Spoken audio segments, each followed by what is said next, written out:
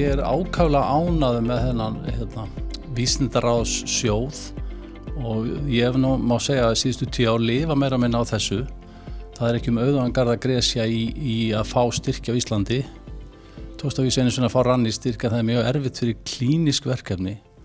Þess er þetta svo mikilvægt. Ég hef notað þessa styrki til þess að ráða efnilega læknanema í vinnu á sumrin og þeir hafa geta haldið svo áfram með verkefnin og við höfum reynt að til dæmis í desember eftir sumarið og haustið að senda þessi verkefni okkar á ameríska ráðstefnu sem alltaf í maí á hverju ári sem ég vanur að farið á síðan 1995 hvert einasta skipti og þetta svona svolítið gulrót fyrir nemana að fara á þessa ráðstefnu og við erum ekki bara túristar, við erum þáttakendur og ég hef séð marga mínir nemendum sem sagt flytja fína fyrirlestra og verið mjög stoltur af þeim og auðvitað gaman að vera á alþjóðlegri ráðstefnu þar sem yfirlits fyrirlestur það hafi verið að vitna í vinnu sem gerð á Landspítalanum. Við getum náð utan þýði og haft svona lýðgrundaðar rannsóknir og okkur hefur tekist að komast á blað til dæmis og sérstaklega með tengingu við lyfjagagnagrunn-landlæknis og svo með því að hafa góða svipgerar lýsingar frá Landspítalanum þar sem við erum mjög góð gögn, krabbameinsskrá og annað.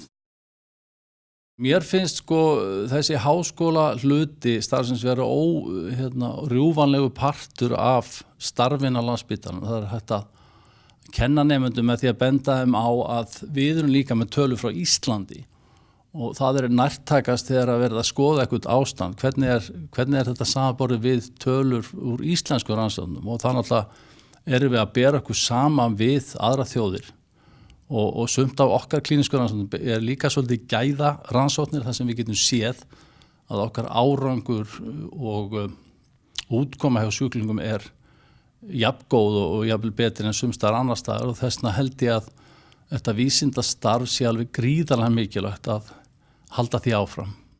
Margir sem prófa þetta fá mikinn áhuga eftir að hafa byrjað á svona klínisku rannsóknum.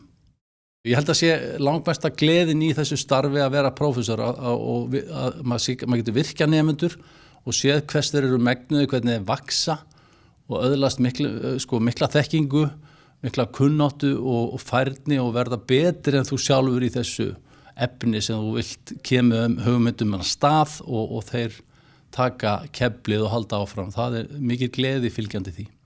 Ég hef verið viðloðandi ýmis rannsóknarverkefni sem Vísindasjóður hefur styrkt allt frá árinu 2016 og farið á nokkrar ráðstefnur erlendis í Bandaríkjunum með styrk frá sjóðnum. Þetta náttúrulega gríðarlega mikilvægt að rannsóknir unglækna og læknanema séu styrktar til þess að við fáum þessi tækifæri til þess að byrja í rannsóknum og geta þá í framtíðinu stuðlað að framþróun innan læknavísindana. Ég hef aðalega verið að skoða brisbólgur á Íslandi og rannsaka áhættuþætti fyrir endurteknum og krónískum brisbólgum. Við höfum líka skoðað briskrabbamein í ákveðnum þýðum sjúklinga með brisbólgu og við erum svona að reyna að færa okkur inn á erfðafræðilegt svið til dæmis brisbólgna af óþekktum orsökum. Ég í sérnámi í lyflækningum á Landspítala og á fyrsta árinu þar og stefni á að klára þetta prógram hér heima og fara sín í framtíðinni út í heim í frekari sérhæfingu. Svíþjóð efst á blaði og svo náttúrulega aðri staðir eins og Bretland að koma sterkir inn núna og kannski að við förum að færa okkur þangað með tilkomu nýja prógramsins, hver veit. Ég held að sé mjög hollt fyrir unglækna að fara á ráðstefnur erlendis og kynna sín verkefni og kynnast öðrum sem að gera svipuverkefni og sjá hvernig aðrir að gera og maður kemur alltaf heim fullur af hugmyndum að nýjum verkefnum og hvernig maður getur tekið aðra vinkla á sín verkefni og svoleiðis. Þannig að mér finnst það mjög mikilvægur þáttur í náminu. Það rannsóknir sem við höfum verið að vinna hvað mest í núna eru rannsóknir á blóðþynningarlyfjum, krabbameinslyfjum og ónæmisbætandi lyfjum. Við fórum með niðurstöðunar okkar á rannsóknarráðstefnu í San Diego í vor, kynntu það niðurstöður okkar á ýmsum rannsóknum. Ég var þar með bæði fyrirlestra og póster. Til dæmis vorum við að kynna þar niðurstöður okkar á því hvernig ónæmisbælandi lyf eða TNF-alfa-hemlar virðast valda sérstökum lifraskaða og oft svona sjálfsónæmis lifrabólgu. sem hegða sér þó öðruvísi heldur en sjálfsbrottin sjálfsofnæmislifrarbólga. Þetta var bara mjög lærdómsríkt að fara þarna út og kynnast bæði fólki sem er að vinna í svipuðum rannsóknum, kynnast meðrannsækundum okkar sem eru bandarískir og fá æfingu í því að kynna niðurstöðurnar á svona stóru vettfangi. Núna ég á svona seinni stigum sérnáms í lyflækningum en það 3 ára prógram hérna heima í samvinnu með Royal College of Physicians í Englandi. Svo ég einnig skráð í doktorsnám sem snýst einmitt þetta, lifrarskaðavöldunni, eða sem sagt doktorsritgerð fjallina og planið svona að klára þennan pakka og svo koma mér út í eitthvað sérnám, líklega þá í Skandinavíu. Ég hjúkrunarfræðingur á BUGL og hef starfað þar frá 2000. Ég fekk styrk frá Ungi vísindamenn árið 2018. Rannsóknin sem ég að gera meðferðarrannsókn, þar sem að ég byrjaði fyrst á að kanna hvort það væri þörf á að gera þessa meðferðarrannsókn og forprófinu sýndi niðurstöður að það væri þörf á því og var æskilegt að halda áfram með þá dýrari og flóknari meðferðarrannsókn sem ég að gera núna og hún samanstendur af stuðningi við fjölskyldur barna með ADHD sem eru með þá greiningu og í þjónustu á BUGL eða í bið eftir þjónustu. Inngripið það samanstendur af 3 foreldrahóptímum, vikulegum, 2 tíma í senn og svo vikulegum foreldraviðtölum og samanlagt þetta 5 vikna inngrip. Og í starfi mínu þá hef ég mitt séð að þessi hópur skjólstæðinga þar sem að foreldrar eru að styðja börn með ADHD að takast á við daginn að þau hafa verið að leita eftir stuðningi. Og þessi stuðningur hann hefur ekki verið til boða en Margrét Gísladóttir og Erla Kolbrún Svavarsdóttir gerðu nýlega rannsókn þar sem að niðurstöðurnar sýndu af þeirri rannsókn að þessa fjölskyldu þeim vantaði meiri stuðning og það sem ég að gera núna sem sagt framhaldsrannsókn af þeirri rannsókn.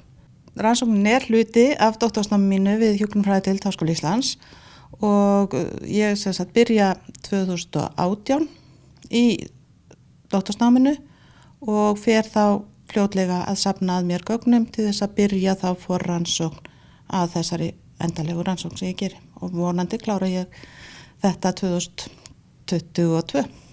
Fyrir mér var þetta einstakt tækifæri að fá styrk frá Ungi vísindamenn til þess að geta gert það sem að ég brenn fyrir að styðja og þjónusta þennan hóp barna og fjölskyldna með ADHD og það bara hvet alla til þess að fara út í að tengja saman klíníska vinnu og fræðin.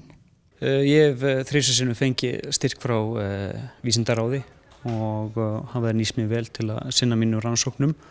Ég hef verið að rannsaka bráðan nýrnaskaða eftir hjartaaðgerðir og kransaða þræðingar og kláraði doktorspróf núna í vor. Nú styrkinir frá vísindaráði eru mjög mikilvægir fyrir unga vísindamenn og mikilvægt að geta gefið sér tíma utan vinnu til að sinna rannsóknum og það hefur reynst erfitt að fá styrki annars staðar frá og þess vegna hafa þessi styrkir komið sér mjög vel.